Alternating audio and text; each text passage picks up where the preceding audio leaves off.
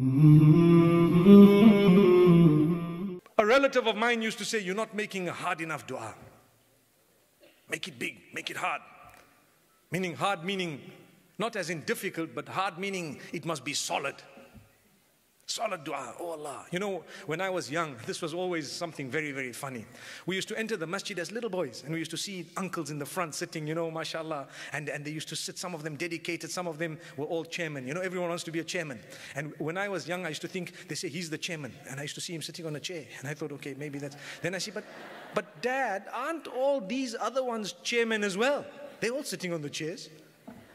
No, those are just people who are perhaps not able to stand. Oh, then we understood. Otherwise, I used to call them chairmen.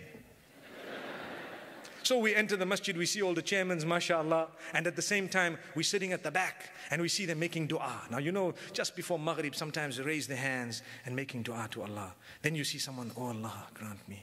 Oh Allah, help me. And you say, wow, this man is crying, and look at his hands, he's asking Allah. And suddenly, in the one corner, you say, oh Allah, help me.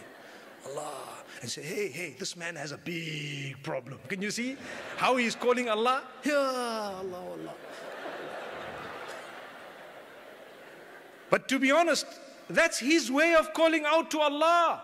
The Prophet ﷺ raised his hands so high that you could see the whiteness of his, subhanallah.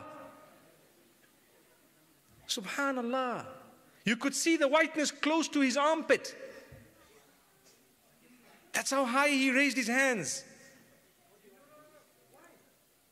What about us? We call out to Allah. Do we really call out? Or it's just in passing? Everything's smooth for us. My brothers and sisters, prepare for the day when you're going to leave this world. Prepare for that day.